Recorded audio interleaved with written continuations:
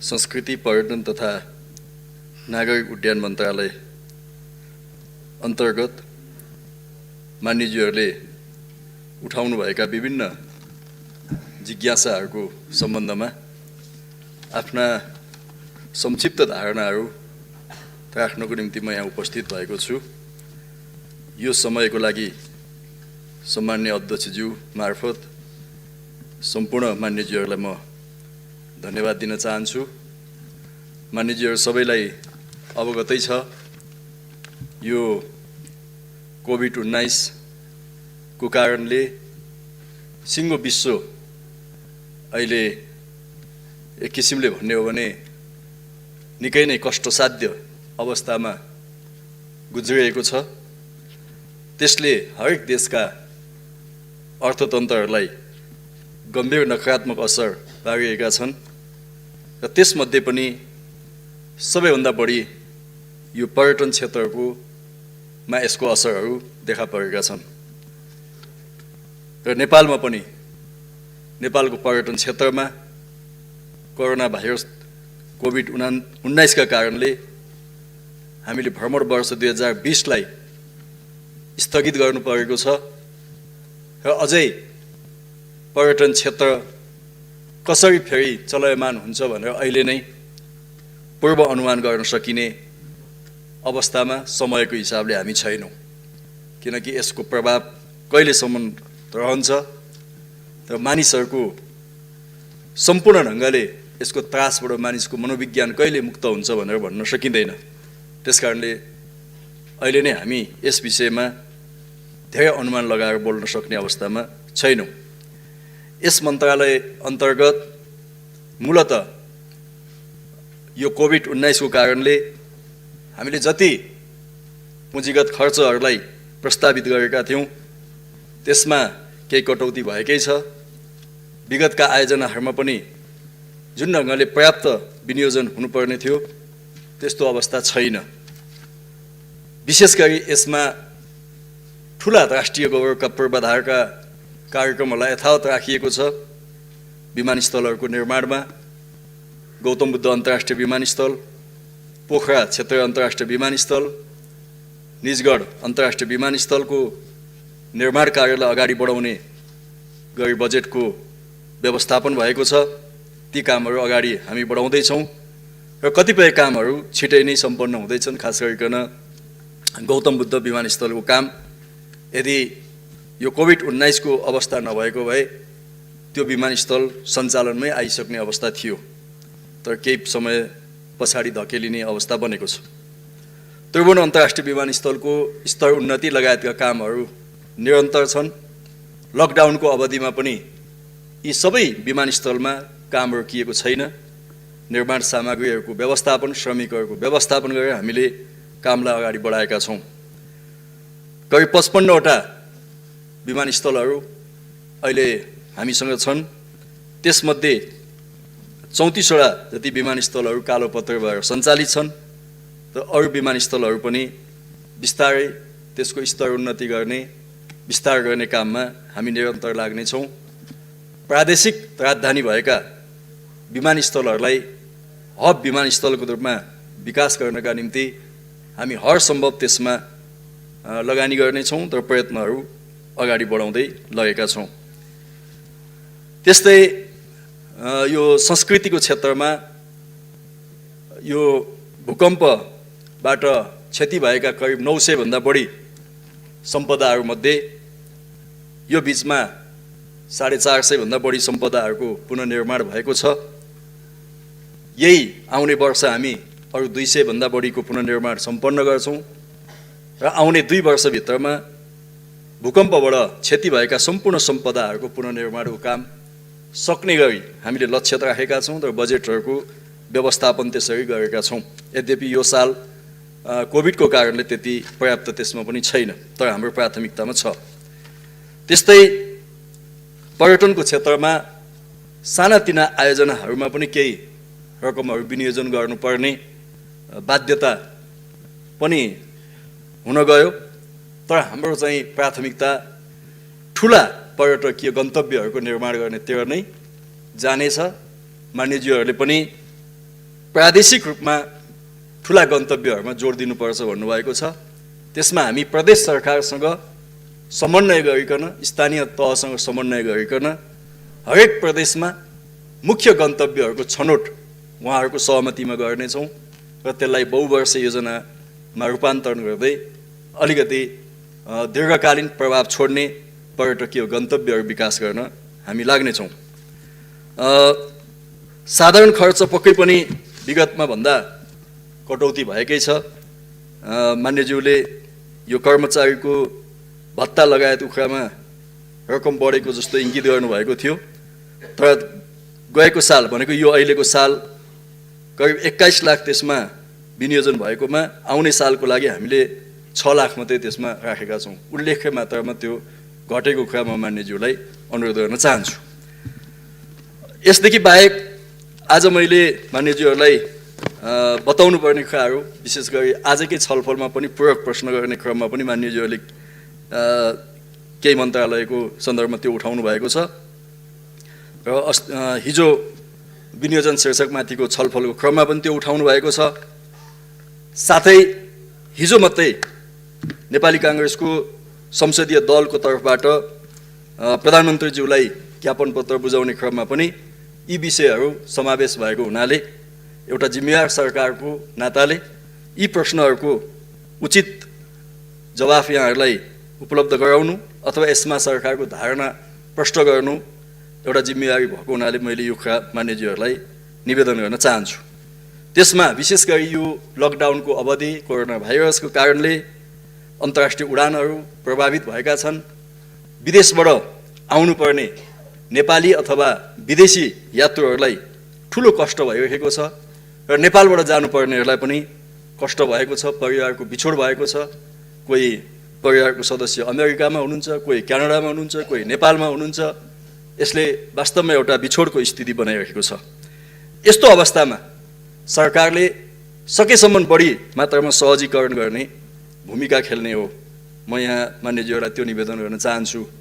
त्यसमा पनि हाम्रो प्राथमिकता देशभित्र कोरोनाको प्रभाव बढ्न नदिनु, प्रभावित भएका मानिसहरूको सही ढङ्गले उपचार गर्नु र मानिसहरूको जीवन रक्षा गर्ने कुरा नै सरकारको प्रधान प्राथमिकता भएको हुनाले अन्य कतिपय विषयहरूमा सरकारले यथेष्ट ध्यान दिन कहिलेकाहीँ नसक्न सक्छ, किनकि प्राथमिकता हाम्रो मान्छेको जीवन रक्षा गर्ने हो। प्राथमिकता मान्छेहरूलाई कोरोना लागिसकेपछि त्यसको सकुशल उपचार गर्ने र उहाँको परिवारमा खुसी ल्याउने हो। त्यसकारण सरकारको प्राथमिकता त्यता जान्छ। त्यो भइसकेपछि बजेटहरू पनि बढी त्यहाँ खर्च हुन्छन् भन्ने कुरा मान्यज्यूहरूले नबुझ्नु भएको होला भन्ने म ठान्दिनँ। मान्यज्यूहरूले त्यो बुझ्नुभएको छ। संक्षिप्तमा भन्दा यो लकडाउनको अवधिमा त्रिभुवन अन्तर्राष्ट्रिय विमानस्थलबाट अहिलेसम्म 108 वटा उडानहरू भएका छन्, अन्तर्राष्ट्रिय उडानहरू। त्यसमा प्यासेन्जर बोकेका यात्रु उडानहरू 66 वटा भएका छन् र कार्गो उडानहरू 42 वटा भएका छन्। यो यात्रु उडानबाट 11,856 जना प्यासेन्जरहरू, यात्रुहरू चाहिँ नि आउनुभएको छ र जानुभएको छ। यसमा करिब 649 जना, हिजोसम्मको डाटा हो, 649 जना यात्रुहरू विदेशबाट नेपाल आउनुभएको छ। त्यो अधिकांश नेपाली नै हुनुहुन्छ विभिन्न ठाउँबाट। र अरू चाहिँ 11,702 चाहिँ विदेशी नागरिकहरू र विदेशमा जानुपर्ने नेपाली नागरिकहरू यहाँबाट उडान गर्नुभएको छ। म मान्यज्यूहरूलाई त्यो निवेदन गर्न चाहन्छु। र विदेशी वायु सेवाहरू 25 वटा वायु सेवाले 54 वटा उडान गरेको छ। नेपालका 4 वटा वायु सेवाहरूले 66 वटा 4 वटा वायु सेवाहरूले अरू बाँकी उडान गरेको छ, 54 वटा उडान गरेको छ। यसरी म यो निवेदन गर्न चाहन्छु। विशेष गरी आज यो मान्यज्यूहरूलाई पनि मैले स्पष्ट गर्नुपर्छ र मान्यज्यूहरू मार्फत सम्पूर्ण नेपाली जनसमुदायले पनि जानकारी पाउनु राम्रो हुन्छ। साथै विदेशमा बस्ने दुःख पाएका हाम्रा नेपाली दाजुभाइ दिदीबहिनीहरूलाई पनि यो विषय प्रष्ट हुनुपर्छ भनेर मैले अलिकति यो विदेशबाट आउने फर्किने नेपालीहरूको व्यवस्थापनको बारेमा केही प्रश्न बनाउनु पर्ने हुन्छ। मान्यज्यूहरूले पनि आज पनि उठाउनु भएको छ।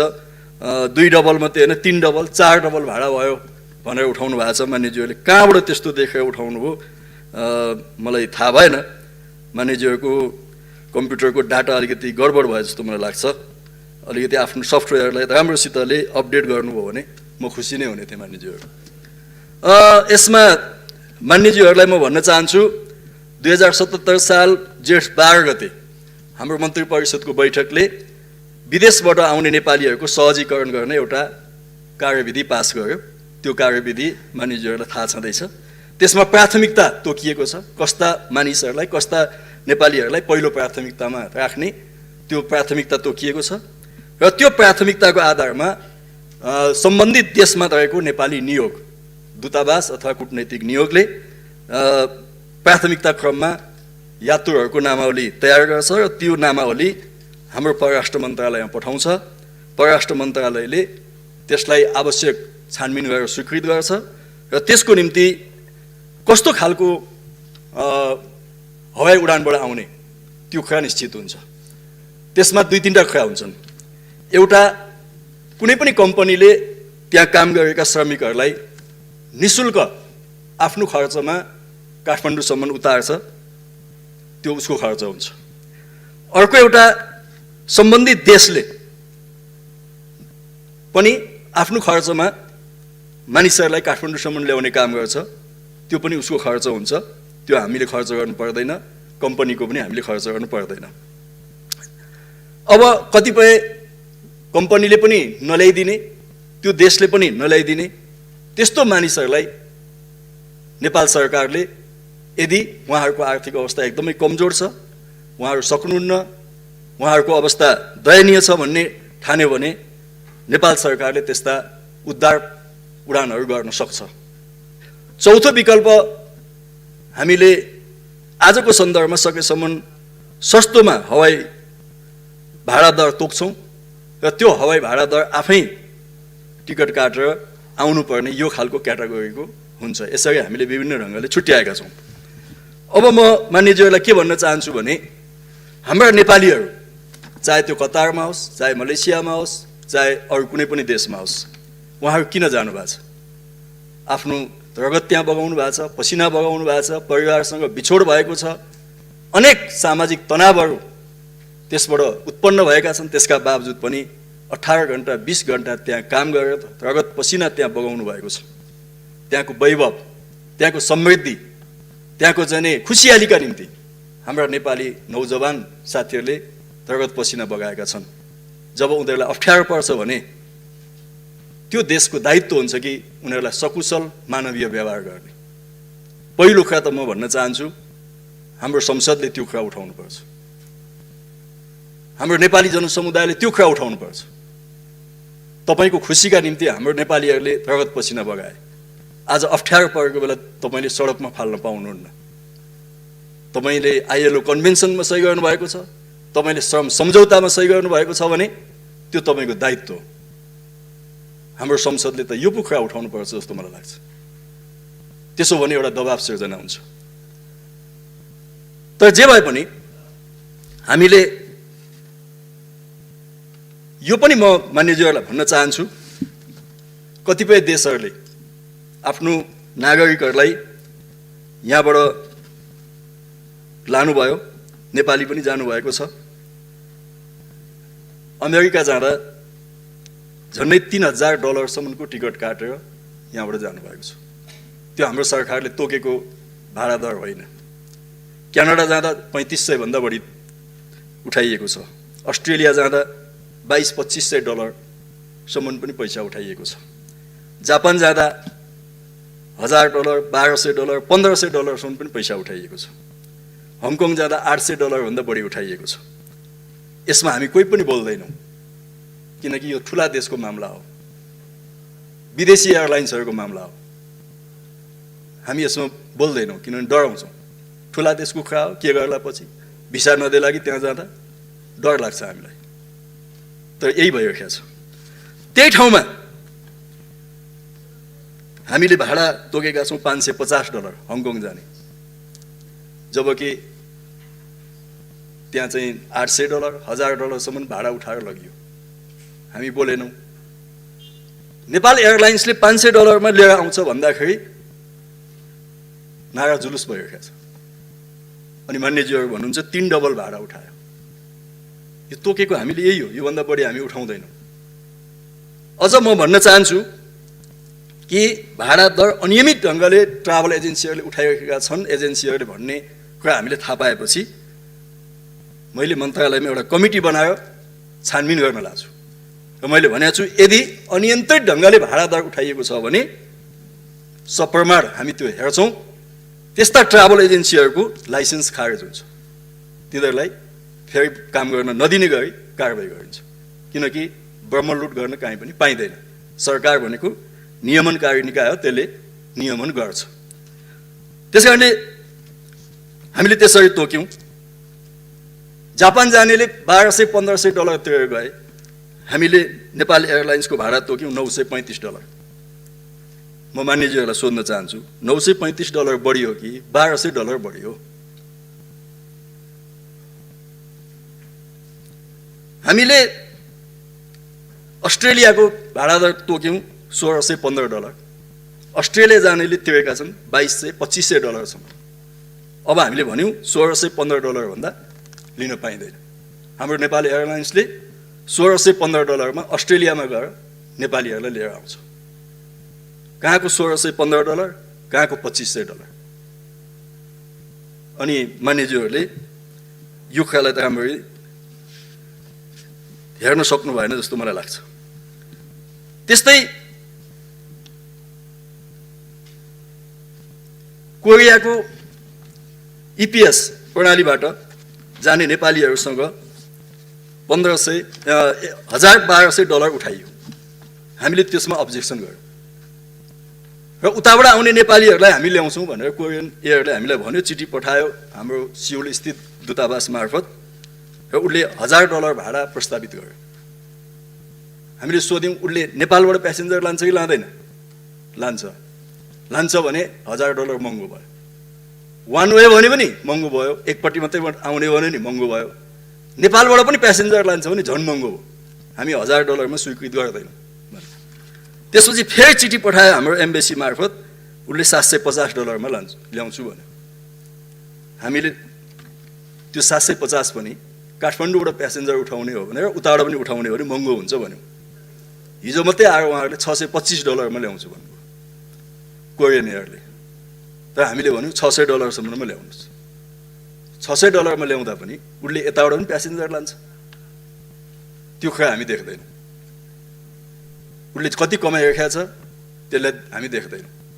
बिचरा एउटा घिटिपिसे ढङ्गले खुट्टा टेकिएको नेपाल एयरलाइन्समाथि सबैको आँखा लाग्छ। अरूले कसरी कमाइरहेका छन् त्यतातिर हामी ध्यान दिँदैनौँ। त्यसकारण म मान्यज्यूहरूलाई त्यो प्रश्न गर्न चाहन्छु। त्यस्तै यो UAE को एयर अरेबियाले उसले यताबाट प्यासेन्जर बोक्नको निम्ति अनुमति मागेको थियो। हामीले ठिक छ आउनुहोस् भन्यौँ। साथै उताबाट पनि प्यासेन्जर ल्याउँछु भनेपछि तपाईँको भाडा दर कति हो भनेर त सोद्धाखेरि $500 भन्यो UAE को लागि। हामीले भन्यौँ $500 महँगो हुन्छ। जबकि नेपाली एयरलाइन्सलाई हामीले कति तोकेका छौँ भन्दाखेरि UAE को लागि जम्मा $360 तोकेका छौँ। हामीले भन्यौँ $360 तपाईँ प्यासेन्जर ल्याउनुहुन्छ भने आउनुहोस् भन्यो। उसले यसमा मानेको छैन, किनभने $360 हामीलाई नाफा हुँदैन भन्छ। जबकि हाम्रो नेपाली एयरलाइन्सले $360 ल्याउँदैछ, त्यहाँबाट उद्धार गरेर ल्याउँदैछ। त्यसलाई पनि हामीले ठिक ढङ्गले बुझेनौँ। बङ्गलादेशको $165, कतारको $392, जबकि एउटा सामान्य अवस्थामा पनि यो भाडा दर चाहिँ योभन्दा धेरै महँगो हुने स्थिति बन्छ। तर आज हामीले नेपालीहरूलाई नै उद्धार गर्ने कुरा हो, त्यसैले सकेसम्म रनिङ कस्टमा खर्च मात्रै उठ्ने गरी धेरै नाफा नराख्ने गरी चाहिँ नै ल्याउनुपर्छ भनेर नेपाल एयरलाइन्सलाई हामीले भनेका छौँ। म मान्यज्यूहरूलाई त्यो स्पष्ट गर्न चाहन्छु। हामीले अमेरिकाबाट पनि युरोपबाट पनि नेपाली आउँदैछन्, जबकि त्यहाँ पहिले अमेरिका जाँदा चाहिँ $3000 पनि तिरेर गइयो। तर हामीले तोक्यौँ। अब कुनै पनि एयरलाइन्सले अमेरिकाबाट नेपाली ल्याउँछ भने $1500 देखि $1600 भन्दा बढी लिन पाउँदैन। यसमा सम्बन्धित एयरलाइन्सले पनि सहमति जनाएका छन् र उनीहरूले यही अनुसार उडान गर्छन्। युरोपतिर खास गरी लन्डन, फ्र्याङ्कफर्ट जस्ता डेस्टिनेसनमा हामीले चाहिँ $1100-1200 जति तोकेका छौँ, जबकि योभन्दा पहिले त्यहाँ चाहिँ झन्डै तपाईँको $1500-2000 पनि तिरेर यात्रुहरूलाई लाने काम भयो। जबकि नेपाल एयरलाइन्सले तर नेपाली विमानहरूले सरकारले तोकेको सहुलियत भाडा दरमा प्यासेन्जरहरू ल्याउने कुरा गर्छ। त्यसैले म मान्यज्यूहरूलाई के भन्न चाहन्छु भने हामी नेपाली भएर हेर्दाखेरि हाम्रा नेपाली भाइस्योहरूलाई फाइदा पुगोस्, तिनीहरूको आर्थिक अवस्था राम्रो बनोस्, हामीले हेर्ने कुरा त त्यही नै हो जस्तो लाग्छ। केही साथीहरू, युवा साथीहरू नेपाल एयरलाइन्समा धरना बस्न जानुभयो, त्यहाँको अध्यक्षलाई हप्की-दप्की गर्नुभयो। तर ती मित्रहरू कुनै पनि ठुलो देशको एयरलाइन्स अथवा बीचमा बसेर अकुत नाफा कमाएका ट्राभल एजेन्सीहरूसँग प्रश्न सोध्न पनि हिम्मत गर्दैन। तर हाम्रो एउटा बल्ल बल्ल यसो चलिराखेको नेपाल एयरलाइन्समाथि धावा बोल्न जान्छन् र आफ्नो बहादुरी देखाउँछन्। त्यस्तोलाई मैले के भन्नु खै। त्यस्तै मान्यज्यूहरू, हामी यो सानो देशको लघुताभासबाट मुक्त हुनुपर्छ।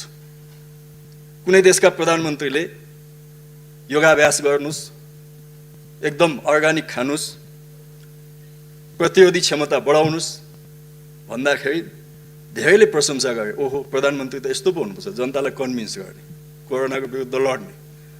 जब हाम्रो देशमा प्रधानमन्त्रीले पार्लियामेन्टमा आएर कोरोना विरुद्धको लडाइँमा कसरी इम्युनिटी पावर बढाउने भनेर नेपालका जैविक कुराहरूको प्रशंसा गर्दा धेरै मित्रहरू, बुद्धिजीवी मित्रहरूले, सांसद साथीहरूले पनि उडाउनु भयो। ओहो, हाम्रो प्रधानमन्त्रीलाई त कहाँबाट ज्ञान आएछ, हाम्रो प्रधानमन्त्रीको ज्ञान खोज्न हिँड्नु हो साथीहरू।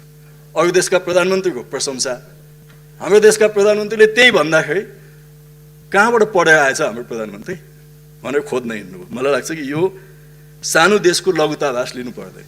सत्य कुरा, चाहे त्यो सानो देश होस् चाहे ठुलो देश होस्, त्यो हामीले बोल्नुपर्छ। मलाई लाग्छ यही कुरा यहाँ पनि उपयुक्त हुन्छ जस्तो मलाई लाग्छ। जहाँसम्म यो वैदेशिक रोजगार कल्याणकारी कोषको कुरा छ, अघि श्रम मन्त्रीज्यूले पनि यसलाई प्रष्ट पारिसक्नुभयो। विदेशमा काम गर्न जाने, विशेष गरी खाडी र मलेसियामा काम गर्न जाने श्रमिकहरूले जाँदाखेरि केही निश्चित पैसा त्यहाँ जम्मा गर्नुहुन्छ र उहाँहरूकै पैसा हो। अब त्यो पैसा चलाउने कि नचलाउने त्यो सम्बन्धित मन्त्रीको मन्त्रालयको कुरा हो। मैले भनेको थिएँ हामी एयरलाइन्सबाट $100 जति भाडा घटाउँछौँ, त्यो कोषबाट पनि अलिकति व्यवस्था गरौँ, त्यसो गर्दा अझै नेपालीहरूलाई सहज हुन्छ भनेको छु। मलाई विश्वास छ कि मन्त्रीज्यूले, सम्बन्धित मन्त्रालयले त्यसमा सकारात्मक ढङ्गले हेर्नेछ। उहाँहरूले यहाँ आइसकेपछि होल्डिङ सेन्टरमा खानेपानी, खाजा, खानाको व्यवस्थापन र सम्बन्धित प्रदेशसम्म जाने यातायात व्यवस्थापन सम्भवतः त्यो कोषबाट गर्नुभएको छ। यदि हवाई भाडामा पनि उहाँहरूले $100 जति त्यसमा आफ्नो तर्फबाट योगदान दिनुभयो भने श्रमिकहरूलाई अझै सहज हुने थियो। त्यो मैले चाहिँ सम्बन्धित मन्त्रीज्यूसँग पनि भनेको छु, हामी छलफलमा छौँ। अब यहाँ एउटा दृष्टान्त म दिन चाहन्छु। ओमानबाट एउटा एयरलाइन्सले नेपालीहरूलाई लिएर आउनुभयो $279 मा। हामीले त्यहाँ भाडा तोकेका छौँ $368। हाम्रोभन्दा उसको सस्तो छ यहाँ। तर के कुरा बुझिएन भने त्यो एयरलाइन्सले जम्मा 7 केजी वेट लगेजमा दिन्छ, हाम्रो नेपाल एयरलाइन्सले 25 किलो दिन्छ। हवाई उडानमा 1 केजी वेट तपाईँले थप्नुभयो भने सामान्यतः नेपाली $1000 तपाईँले तिर्नुपर्छ। हामीले 18 केजी बढी दिएका छौँ। यदि हाम्रो जति नै वेट उसले बोक्यो भने उसले चाहिँ 18 इन्टु 1000 18,000 रुपियाँ एक्स्ट्रा तिर्नुपर्छ भनेपछि उसको भाडा कहाँ पुग्छ? त्यो बजेट एयर हो, त्यसले एक गिलास पानी खान पनि दिँदैन। हाम्रो विमानले त्यहाँबाट यहाँसम्म आउँदा खाना खुवाउँछ, अरू पनि फ्लाइटभित्रको सर्भिसहरू उसले दिन्छ। मान्यज्यूहरूलाई यो सबै आज मैले बुझाउने मौका पाएँ, मलाई खुसी नै लागेको छ। यति कुरा बुझ्यौँ भने सायद हामी फेरि यो कुरा छलफल गर्नु पर्दैन जस्तो लाग्छ। त्यसकारणले म सबै मान्यज्यूहरूलाई भन्न चाहन्छु, यस्तो अप्ठ्यारो बेलामा कसैले पनि अनावश्यक नागरिकहरूलाई दुःख दिनु हुँदैन। नागरिकहरूलाई आर्थिक भार अनावश्यक ढङ्गले बोकाउनु हुँदैन। त्यो कुरा म मान्यज्यूहरूलाई निवेदन गर्न चाहन्छु। त्यही कोरियन एयरको उदाहरण लिउँ न।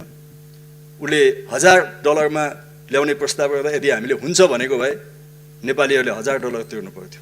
आज उसले अब $600 ल्याउँदैछ।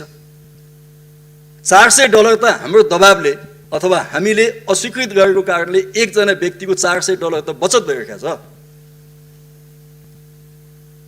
$500 दुबईबाट ल्याउँछु भन्ने एयरलाइन्सले $360 झर्नु पर्यो भने झन्डै झन्डै $150 एकजना नेपालीको बचत हुँदैछ।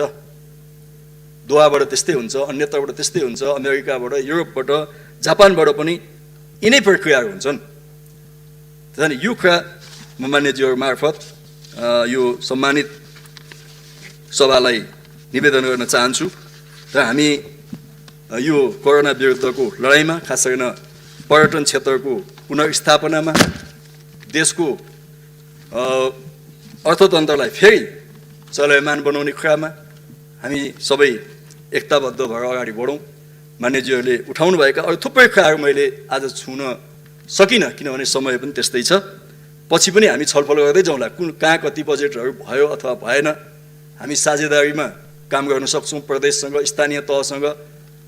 त्यसमा पनि मान्यज्यूहरूको राय सुझाव पछि हामी लिने नै छौँ। यति भनेर सम्माननीय अध्यक्षज्यू मार्फत यो संस्कृति, पर्यटन तथा नागरिक उड्डयन मन्त्रालयमा जिज्ञासा राख्नुहुने सम्पूर्ण मान्यज्यूहरूलाई म धन्यवाद दिन चाहन्छु। धन्यवाद। चुवानडाँडा एयरपोर्ट त्यो प्रधानमन्त्रीज्यूको गाउँ मात्रै भएर होइन, नेपालको लोकतान्त्रिक आन्दोलनको एउटा अग्रणी स्थान भएर पनि प्राथमिकता पाएको हो। त्यहाँ सानो जहाजै बस्छ, तर त्यसको आकाशमाथि वाइड बडी पनि उडेर विदेश चाहिँ जान्छ। हामीसँग 4-4वटा जहाजहरू छन्। त्यसकारणले नै विदेशबाट आउने नेपालीहरूलाई ल्याउनलाई सबभन्दा बढी प्राथमिकता हामीले हाम्रो जहाजहरूलाई दिएका छौँ। 60वटा फ्लाइटमध्ये 44वटा फ्लाइटहरू नेपाल एयरलाइन्स र हिमालय एयरलाइन्सले गर्छन्। त्यो प्राथमिकतामा नै राखेका छौँ हामीले। वेदव्यास र भानुभक्त तनहुँको सन्दर्भमा मान्य प्रकाश पन्तजीले उठाउनु भएको छ। व्यास क्षेत्रको पर्यटकीय विकासको निम्ति भनेर केही बजेटहरू हामीले राखेका छौँ। यदि त्यो अपुग भयो भने हामी त्यहाँको नगरपालिकासँग साझेदारीमा थप बजेटहरू व्यवस्था गर्न सक्छौँ र भानुभक्तलाई पनि हामीले राष्ट्रिय प्राथमिकतामा नै राख्नेछौँ। त्यस्तै मान्यज्यूले उठाउनु भएको छ, जुन कुरा मैले अघि धेरै लामो फेरिस्त पनि बताइसकेँ, त्यो प्रश्न पनि बनाइसकेँ। सरकारले विदेशबाट आउने नेपालीहरूको सहजीकरण गर्ने सम्बन्धमा कस्तो नेपालीहरू, कस्तो दाजुभाइहरू फ्रीमा आउनुहुन्छ, कम्पनीले ल्याउँछ, त्यहाँको सरकारले ल्याउँछ, कतिपयलाई हाम्रै देशको सरकारले पनि उद्धार गर्छ, तर कतिपय आफ्नो पैसा हालेर आउनुपर्छ। सायद यो क्याटेगोरी हामीले जुन छुट्याएको छौँ यो प्रोग्रेसिभ नै छ। जसले सक्नुहुन्छ उहाँहरूले केही फेयरहरू, भाडाहरू तिरेर आउनुहुन्छ। जसले सक्नुहुन्न त्यहाँको कम्पनी अथवा त्यहाँको सरकार अथवा नेपाल सरकारले उहाँहरूलाई उद्धार गर्छ। मेरो विचारमा योभन्दा उपयुक्त नीति अर्को हुँदैन होला जस्तो मलाई लाग्छ। जहाँसम्म भाडा दर गडबड भन्ने कुरा छ, सुरुमा हामीले कुनै पनि एयरलाइन्सहरूलाई विदेशबाट मात्रै नेपालीहरूलाई उद्धार गर्ने फ्लाइट गर्ने भनेका थियौँ। पछि हाम्रो सिसिएमसीले यताबाट पनि कोही जान चाहन्छ भने लगिदिने भनेपछि यताबाट पनि प्यासेन्जरहरू पाउने सम्भावना हुन्छ। त्यसो हुँदा सुरुमा तोकेको भाडाभन्दा सेकेन्ड लटमा हामीले $100 त्यस कारणले घटाएका छौँ कि यताबाट पनि प्यासेन्जर चाहिँ हुन सक्ने सम्भावना भएको हुनाले तपाईँको भाडा अलिकति घटाउनुहोस् भनेपछि हाम्रा दुवै एयरलाइन्सहरूले त्यो भाडा घटाएका हुन् र अहिले जुन भाडा दर निर्धारण गरिएको छ त्यस आधारमा पनि हामीले राखेका छौँ। सामान्यतया हाम्रो पहिलेको निर्णयअनुसार यो लकडाउनको अवधिमा नेपालभित्र रहेका विदेशी पर्यटकहरूको भिसा अवधि सकियो भने त्यो भिसा अवधि एक्सटेन्ड गर्ने र त्यसमा भिसा शुल्क नलाग्ने भन्ने नै सरकारको निर्णय हो। मैले बुझेको त्यही हो। यद्यपि यो इमिग्रेसन गृह मन्त्रालयको सवाल भएको हुनाले मैले पछिल्लो कालमा के त्यसमा थप अपडेटहरू भएको छ कि मलाई जानकारी छैन, तर पहिलेको सुरुको निर्णय यही नै हो। यदि त्यसमा त्यो निर्णय कायम छ भने विदेशीहरूलाई ओभरस्टे भएको कारणले यो लकडाउनको अवधिको भिसा शुल्क लाग्दैन नै। यदि गृह मन्त्रालयले पछि कुनै निर्णय गरेको छ भने मलाई जानकारीमा छैन।